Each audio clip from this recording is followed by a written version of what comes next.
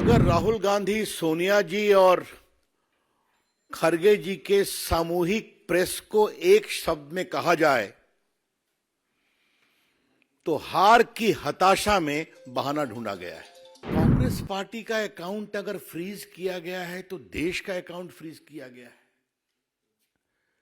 ये तो कमाल है भाई। कांग्रेस पार्टी राजनीतिक रूप से सूख कर कांटा हो गई है, फिर भी कांग्रेस पार्टी का अकाउंट अगर फ्रीज हुआ तो देश का अकाउंट फ्रीज हुआ। और आज मैं कांग्रेस के लोगों को एक बात कहना चाहूंगा, हम भी चाहते हैं कि विपक्ष के रूप में कांग्रेस पार्टी पनपे। कांग्रेस पार्टी अब समझे कि जब जब राहुल गांधी से मुंह खुलवाएंगे तब तक स्टॉक मार्केट का और गिरेगा। अभी कांग्रेस पार्टी के दफ्तर से बहुत ज्ञान मिला है और राहुल गांधी ने तो ऐसा ज्ञान दिया है कि देश को भी काफी समय लगा समझने में। तो ऐसा लगा कि बोलना जरूरी है। हमारे सम्मानीय राष्ट्रीय अध्यक्ष ने भी एक ट्वीट किया, आपको पता ही है, देखा होगा आपने।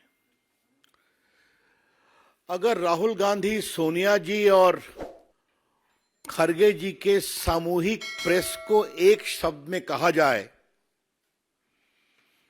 तो हार की हताशा में बहाना ढूंढा गया है। मैं फिर कह रहा हूं, आने वाले लोकसभा चुनाव में हार की हताशा में एक बहाना ढूंढा गया है। In utter desperation of imminent defeat, the Congress party at the highest level sought to create an alibi today. कुछ तो बोले, लेकिन उसमें कांग्रेस पार्टी का अकाउंट अगर फ्रीज किया गया है तो देश का अकाउंट फ्रीज किया गया है। ये तो कमाल है भाई। मुझे अपने जेपी मूवमेंट के आंदोलन के दिनों की याद आ गई। Indira is India, India is Indira, याद है ना? इमरजेंसी का दिन, जेपी की अगुवाई, कांग्रेस पार्टी की हार, आप सभी जानते हैं। कांग्रेस पार्टी राजनीतिक रूप से सूख कर कांटा हो गई है, फिर भी कांग्रेस पार्टी का अकाउंट अगर फ्रीज हुआ तो देश का अकाउंट फ्रीज हुआ। Mr. Rahul Gandhi, what do you mean by this? Don't insult Indian democracy. Rahul Gandhi, Bharat के लोकतंत्र को इस तरह से आप शर्मसार नहीं करें। ये देश आपकी पार्टी से बड़ा है, ये देश का लोकतंत्र आपसे बड़ा है। और आज इसी देश में आपने झूठ बोला है, गाली दी है और सब देश ने देखा है, टीवी पे चला है ना।